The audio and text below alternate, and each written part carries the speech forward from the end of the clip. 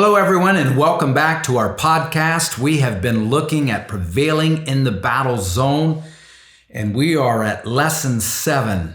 And I believe I want to continue doing this for a while. I mentioned in our last podcast a book by Rick Renner called Dress to Kill on spiritual armor from Ephesians chapter 6. This is an exposition of Ephesians chapter 6. And there are 7 pieces of armor I mentioned in the last podcast. I thought there were 7. Renner talked about 7 pieces. He talks about prayer being the lance or the pylon that we throw that a lot of people don't talk about when they talk about the armor of God. So anyway, that's the book, Dress to Kill, Rick Renner, if you want to get it. I also mentioned the workbook I wrote called Prevailing in the Battle Zone. You can get that on my website at fireschoolministries.com. Well, we have been talking all along the fact that the enemy plays mind games with us to try to create a stronghold in our mind. We've been defining stronghold as this mindset that impregnates us with hopelessness, that causes us to accept as unchangeable situations that we know are contrary to the will of God. And so we stay trapped. We just stay trapped with these mind games, this mental prison.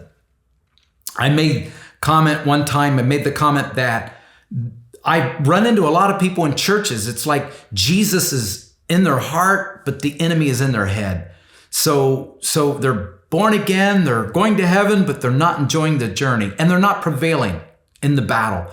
They're up against warfare, and they're discouraged, they're beat down, they feel oppressed by the enemy, and so the enemy, who is a loser, is literally defeating them.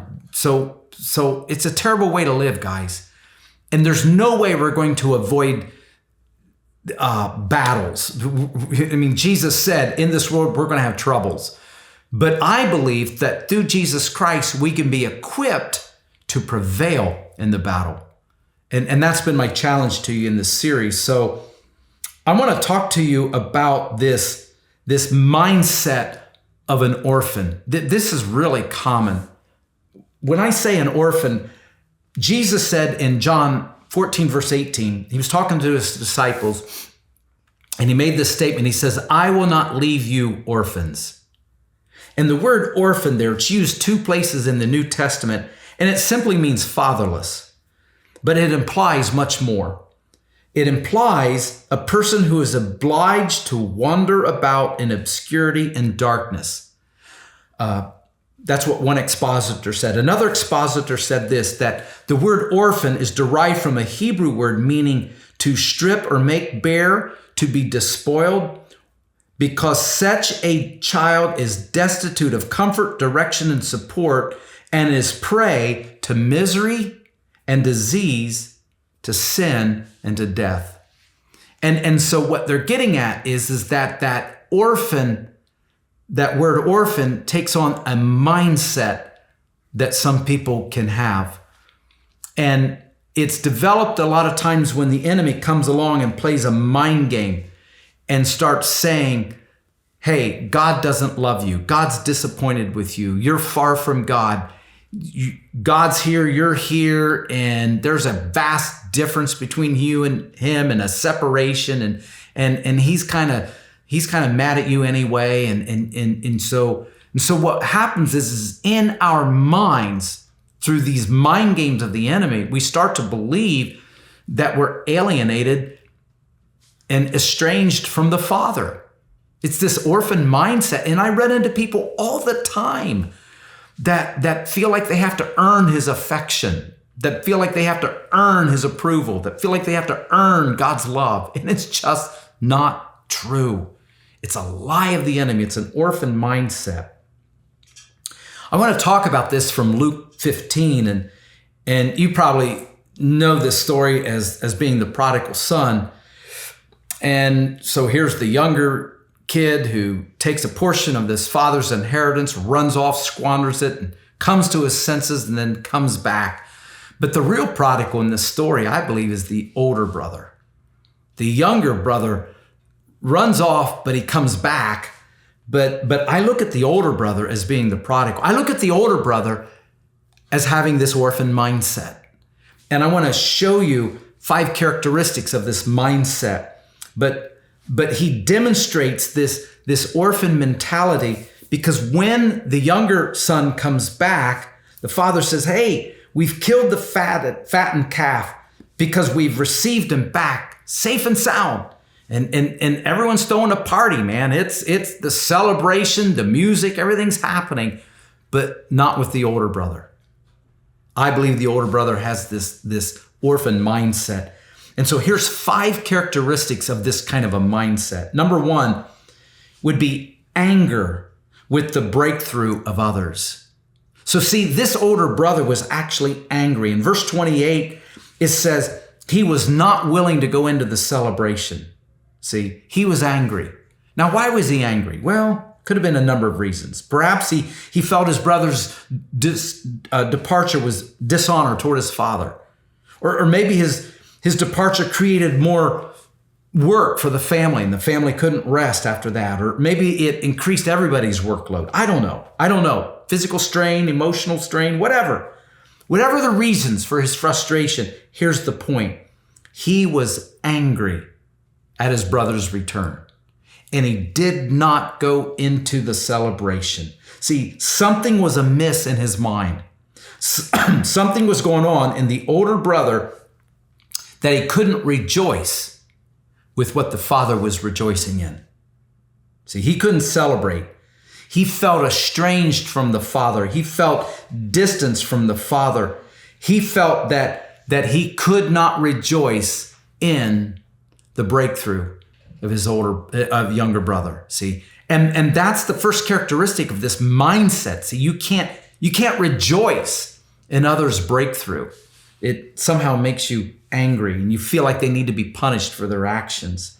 Number 2, characteristic of this mindset, this orphan mindset, is no joy in your service, no joy in the service. In verse 29, the older brother says to the father, look, for these many years I have been serving you. The word look actually indicates this emphatic emotion, like, look at this. Like he's kind of upset here. And this phrase, the way this has been translated is, so many years I have been serving. So many years I have been slaving. That's kind of how it's read. So it's like, I've slaved for you these many years. See, there's been no joy in his service to the father. No joy. He's felt distance from the father. And in actuality, there's been no joy. This is like someone who says, well, I've come to the church all these many years. I've cut the grass. I've trimmed the hedges. I've cleaned the restrooms. I've mopped the floor. I've done all this. And they're angry about it. There's no joy in their service. They're actually angry because they feel like they're slaving for the father. That's probably this orphan mindset that is keeping you distanced from the father. You feel estranged from him, and so you're slaving for him rather than working from him. Number 3, they call attention to their own goodness. They call attention to their own goodness. Check this out. The older brother said to the father, I have never neglected a command of yours. Not one time. So in other words, it's like, I've done everything you've said. I've done everything you've told me to do. See, my brother didn't follow through. He screwed up, but I've done everything. I've done everything you've told me. Look what I've done, man. Look how many times I've showed up. Look how many times that I've arrived at the church. Look how many times I did this. Look how many times I did that. I've done all of these things, man. And so the older brother was like, look how good I am. Look what I've done. See, that's a pretty good indicator that you're operating with this orphan mindset, because you feel the need to remind God or others how good you've been. Number 4, listen to this. Disassociation with those you are angry or disappointed with. Did you note this in verse 30? The older brother said to the father, this son of yours. See, this isn't my brother. This is this son of yours. He's not my brother. I don't want to associate with him. See? And then he continued in verse 30 to say this about his younger brother. He said this. He said, this son of yours has come back but he squandered your wealth on prostitutes. Isn't that interesting? The older brother was accusing his younger brother of squandering the father's inheritance on prostitutes. But the text never says that. It never says. In fact, if you go back in Luke 15, verse 13, it says that the younger brother squandered his estate on loose living. And the word loose there means wasteful or unrestrained. Now, could have he been with prostitutes? Could have been, but the text never says that, you see. I mean, he could have just wasted the estate on gambling or drinking or just excessive spending. So what's going on here? See, an orphan mindset doesn't just disassociate with those you're angry with or disappointed with. It surmises. Yeah, I know what they were probably up to. Well, I can only imagine, see. Well, it's an orphan mindset, gang. And then number 5, they can't recognize their own inheritance. And this is a biggie. They can't see what's been given to them. An orphan mindset, it's like we've been so deluded by the enemy that we can't even recognize what has been given to us by the Father. It's like we're blind. There's a veil. In fact, the Bible talks about the enemy in 2 Corinthians 4:4, veiling our minds. And so someone with this mindset, they can't see what they actually have, what's been given to them. In verse 31, the father says to the older brother, you have always been with me, and catch this line, all that is mine is yours.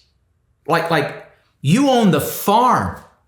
So like in verse 29, you're squawking about not having a young goat to make merry with your friends.